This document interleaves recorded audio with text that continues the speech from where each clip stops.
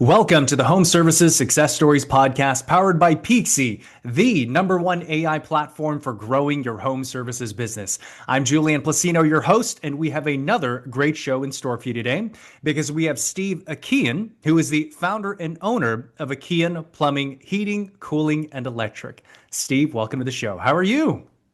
I'm great. Thanks for having me on, Julian. First podcast of 2026. Let's go. Absolutely, and really excited to jump in and learn about your home services success story. So Steve, as the founder of Akian Plumbing, Heating, Cooling, and Electric, how did the business begin? Tell us the genesis story. Hmm. How did the business? Well, I've always been entrepreneurial since I can remember. And so around 19 years old, I was looking for something to do, some direction in life. I asked my neighbor who was a plumber, what his thoughts were on maybe a career path. I told him like I'm really hands-on. I like to work with my hands. I'm a hard worker. What do you think? And he said, "Why don't you try becoming a plumber?" So I actually went on Craigslist, posted something myself. I don't know if you remember Craigslist. You give me some funny looks here, Julian. No, You no, remember Craigslist, Craigslist? absolutely, 100%, yeah. Posted on Craigslist. Someone got back to me the next day. Started my career as an apprentice 17 years ago, and I've been running the business for about 9 years now. Unbelievable. You said entrepreneurial. So what were some of the other different things that you dabbled in before you settled into home services?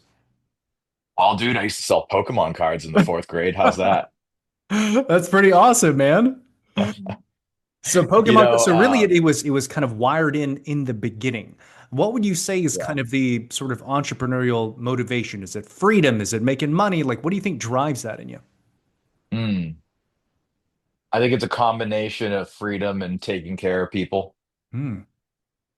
Okay, a combination of freedom and taking care of people. So ultimately, as the story goes, you did settle into home services, but there was a kind of impactful moment. So on your first day as apprentice, you restored water to a three-family home. Why was this moment so impactful to you? Yeah, and doing your research, Julian. Impressed, dude. I remember when I was a kid, right? And I would play in the arcade and win all these arcade tickets and stuff. And I would cash those arcade tickets in for gifts for my grandparents or my parents or my brother and stuff like that. So I always loved kind of, I guess, just taking care of others. So when I was in that home as an apprentice on my first day, and the woman who went without water for however long, about like I think a day or two, had her water up and running, and I Mhm. saw the expression of gratitude on her face. I was like, wow, like we came in here, we solved some problems in real time, and got this back on for this lady, and like she's so appreciative, and we get paid pretty well for this. I go, this is pretty cool. I like this. So it's kind of the impact that you made and how you were directly involved in that through the trades. Is that right? Yeah, yeah, I'd say so. Okay. So as a hands-on on the technician side of things, are you more skilled in, are you personally more of a plumber, electrical guy? What would you say is your official background in trades? So I'm a plumber by trade. Great Gotcha. question. So I'm Mhm. I'm a plumber by trade. So when we started the business, we were doing mostly just plumbing and heating, and we added air conditioning on shortly after, and then a few years ago we tacked on electrical to our Gotcha. services. Okay. Okay. And you've worked on a wide variety of projects from universities to hospitals to major companies. So what did that teach you and how did that ultimately help you settle on the direction that you wanted to take Akin? Yeah, so before starting the business, actually, most of my experience was in the commercial industrial sector of the market. And I was like, wow, it was so well organized, right? Having worked for the best of the best on the commercial side, companies that we worked for, Harvard University, big pharmaceutical companies. I mean, I'm in Watertown, Massachusetts, which is a stone throw away from Boston, right? Mhm. So I'm just outside of proper Boston, and the company I worked for before was in the next city over. And so, having worked with clients on that scale, I was like, wow, if we could really bring this level of excellence to the home services space, I really think that we'd have something special there. And Here we are. We're not the biggest company, we're not the fastest growing. However, we have managed to break eight figures in Nice. less than 8 years, and it's something I'm really proud of. We have a great team here at Akian. We have a great culture that we're continuing to improve every day. Right? We're not perfect, but we strive to be. So. Interesting. So you saw a kind of a vision of how home services was done in a different kind of sector, and you wanted to apply that to residential. So what were some of those issues and challenges or gaps that you saw in residential that you came to close? Well, it wasn't so much I saw how home services was done in a different sector. I just saw Mhm. how service and what professionalism looked like, Mm. right, in a different sector. And I'm like, wow, like, I remember growing up, my mom, we our heat went out one day. She had to call a plumber, and I remember seeing her go through that experience of calling around, called multiple people, got some quotes, right, and I remember it being kind of a challenging task, right? Just to get the heat back up and running. And the person who showed up was a little sloppy, right? So didn't have really a professional appearance. And I'm like, yeah, let's get into the home service space and just introduce some of these, professional qualities that you see in some other markets. And so, and that might have been a little naive for me to say, right? Because now that I've been in the home services space for, it's going to be 9 years in April. I've seen that there are a lot of companies out there that are elite and that do job things the right way, providing options for clients, helping them understand what those options mean, walking them through it, showing up professionally, right? Um, and so yeah, I mean, it was actually a breath of fresh air when I saw that. Oh, there's a community of really top notch, top tier companies here that I get to compete with. Gotcha. So now being in the industry for 9 years, what have you discovered is your true unique value proposition to the market? What would you say? What others have told me, I'm going to share what others have told me, Hmm. and then I'll share my own observations. So what others have told me is that I do a good job at bringing people together. Really good job at that. Hmm. My own sort of core value that I discovered in the past year is that I always find a way. And I mean that in the sense of I persevere. There are challenges, and challenges come in any business, and we always find a way, whether it's through creativity or teamwork or communication, we always find a way to make it through. That's a win-win-win. Win for the company and win for our community and clients. So I heard you're really great at bringing people together, and also you always find a way. So creativity, resourcefulness, commitment to excellence. So let's talk about the bringing people together. How many employees now in the business? Around 50. Around 50. Okay. And again, did you how many employees at the start? Well, at the start, it was my apprentice, my brother, who dropped out of Northeastern University Yeah. to come join on this crazy idea that I had, and I. So it was really three of us from the get-go, and we were all roommates at the time too. So a lot That's of fun. awesome. All right, so 3 to 50 then. So you have obviously grown. So how do you think about culture and what do you think makes your team great as a person who's known for bringing people together? That's a good question. I think what makes us great is the genuine care that we have for each other on the team, Hmm. and then that then spills into how we handle our customers. Still when we have a negative review come in, we take it as a learning lesson. We do our best not to react to it. Sometimes, you get people that are like, "Oh, this person doesn't know what they're talking about," and it's like, "Oh, let's learn from this, Hmm. right? Let's learn from this. Let's get back to this client. Let's do our best to make them a fan of ours and move forward." And of course, you can't make everybody happy, um, but we care to do our best, right? And so I would say simply put that that's it right there. Care to do your best. And that's very evident in your reviews because a consistent thing that keeps coming up is transparency and professionalism. They come up repeatedly in your reviews, right? So how would you say you scale that? You've gone from 3 to 50. Sometimes not everybody's the same. Not everybody shares your core values or whatnot. But what is the secret to hiring or training, or how do you deliver that consistent brand experience? Yeah, well, this is where communication is one of our core values, and this is one of the reasons why. When you're good at communicating and when you're open to being transparent, Hmm. magic happens, man.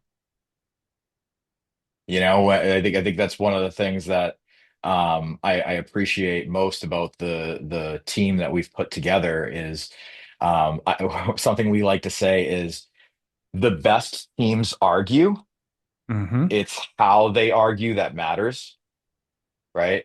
So respect goes a long way here at Akian, and we've had team members that have come in that have had like short fuses, and it's really incredible to see them transform into kind of you know chilling out a little bit and understanding that hey, like we don't have to go 0 to 100, right? We could sit down, we could have conversations, we can learn from things. We don't have to take them as losses, and I think just having that open door type policy. Like if you come into our office, it's one big room.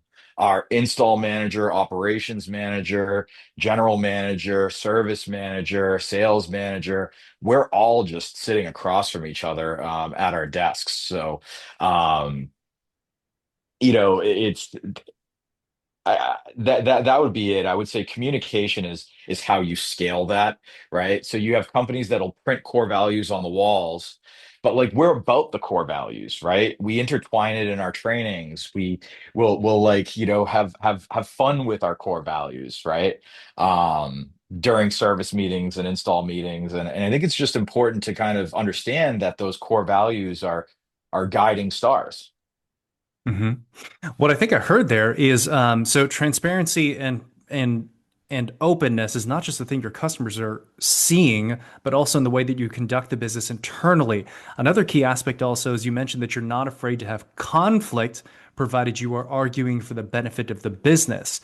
And having an open kind of environment allows people not to be afraid to like kind of speak up and say, hey, we can do this better. But it creates kind of a culture of innovation then. What do you think? Absolutely. Absolutely. I think the biggest problem that people have around the word innovation is they think that innovation is about having answers when it's really about getting answers. It's really Yeah. about teams collaborating, and it's about having others put their ideas into the shared pool of meaning. And when you blend this all together, I mean, something cool comes out sometimes, not all the time. But yes, sometimes you get some really, really neat concepts and ideas. Yeah, absolutely. At all levels. And when all levels share that core value and report from the different parts of the business that they see, yeah, absolutely. A lot of great things can come from that. So Steve, you're also the founder of a co-founder of Fix to Finish. What exactly is that, and what are the problems you're looking to solve with it? Mm. So um, I do need to be careful about how I answer this because I have a partner on this app, and we're in the early stages. But it's an AI based app that we've been working on for the past 6 months or so. So my business partner and I were introduced to each other a little over 6 months ago. I was looking to hire a developer for this idea that my management team and I had at an offsite meeting that we had a few years ago. And my accountant brought it up to my attention. It might be time to start looking into this and digging in to see whether we want to um, pursue this idea that you had. So first meeting I had, I met this gentleman named Eric, and he's world class at what he does.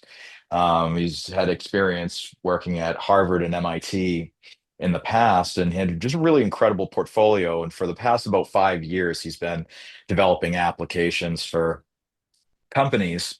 And I pitched the idea to him, and again, I was looking to put a budget together for what it would cost to develop this app. And he was like, "Hey, man, I think you have a really great idea here. Are you open to partnering?"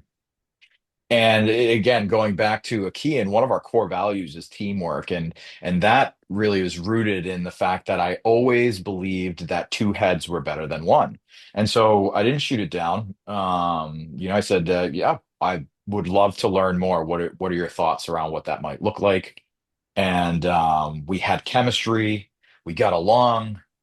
And yeah, and so here we are about 6 months later. We have a really early stage product, and there's all sorts of things that product is able to solve in the home service space. And I'm looking forward to being able to talk about it more very soon. Okay, and we'll leave it there.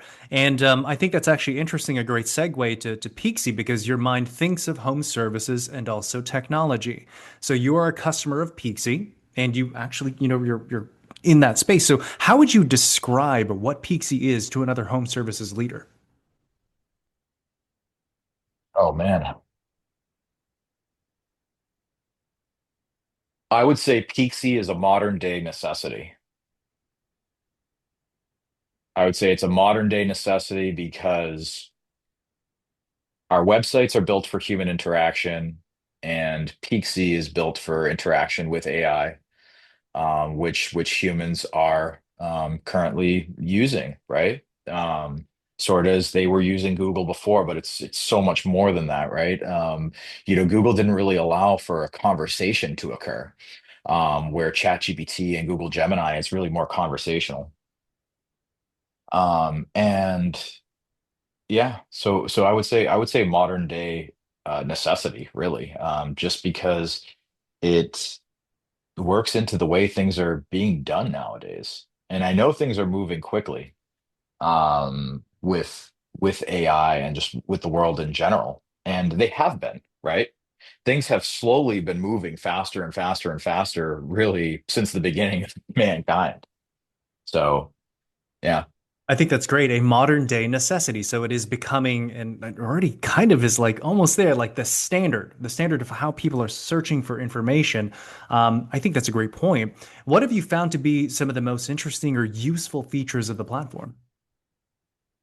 I really like the dashboard. Team and I look at the dashboard to see where we are ranked against others that are in our market. That's been really helpful to us to find where we can continue to improve on our operations. I would say that's really had that's what stands out to me, anyways, right now. Okay, so the market insights that it provides you, kind of seeing what any gaps that you might have, areas to capitalize on. So I think that's great. So any other features about Peaksy that you want to mention before we kind of close out things here, Steve? I'll tell you, man, the coupon scanning of the website that it does is incredible. When I got an email on, "Hey, can you confirm that these are the coupons you want to publish on your AI webpage?" I was like, "Whoa, where'd you find these?" And so it forced me to do some digging on my, I'm like, "Wow," and yeah, it's helped me uncover some things that I didn't even know were there. So on top of it's just been a helpful tool to kind of provide um, more, not optics, but um, other perspectives, fresh perspectives on certain things that you probably want to button up. Okay, interesting. And going a bit into the coupon, what exactly is the coupon and how does that benefit a home services leader? Well, what the coupon is PC does a scan of the web page to find coupons and offers that you currently have on your website. And we had so many that were old and expired and were in the back pages. And, like I every year will go through them myself. And I encourage others on the team to as well. And I thought we were doing a good job on that. And it was like, whoa, right? Like it helped uncover things that we didn't even know were there. And so we're talking about coupons now, but it does that in many other ways too. Got it. So it does like a deep dive scan of your entire digital presence of any things that you might need to update and improve. And I think that's a great point. So, Steve, getting ready to land the plane here. So you've been in the business now for 9 years. It doesn't look like you have any signs of slowing down. You're doing some innovative things in technology. So, looking ahead, what do you want the legacy of the business to be? What kind of impact do you want to make for your community, your customers, your team? That's a great question. Are you familiar with the book Seven Habits, Julian? Stephen Covey, Seven Habits of Highly Effective People. Yeah. Right. Uh, that exercise, begin with the end in mind. I don't know if you remember it, but it talks about how, meditate on like you being fly on the wall at your own funeral, right? So that exercise really had an impact on me, man. And really helped be there as a guide, and something to remind myself of like really how to be every day. And something that I was journaling this morning about was, everyone wants to say that they're a leader or, the boss or whatever. And it's like, I don't know, man. I've just found that it's just so much, oh, what's the word I'm looking for? It's worth so much more to be a servant, Mm. right? Um, and to be there to serve others. I think that, there's a lot of like quotes that are like revolve around like it's lonely at the top and like that. And it's like, I don't know, man. I just want to be known as a company that did good. Yeah. No, I think that's simple and powerful at the same time, and I think a good place to leave it. So, Steve, this has been really great to connect with you here and learn about your story. If you would share with us, how do people check out the website, connect with you on social, follow you, share with us all that.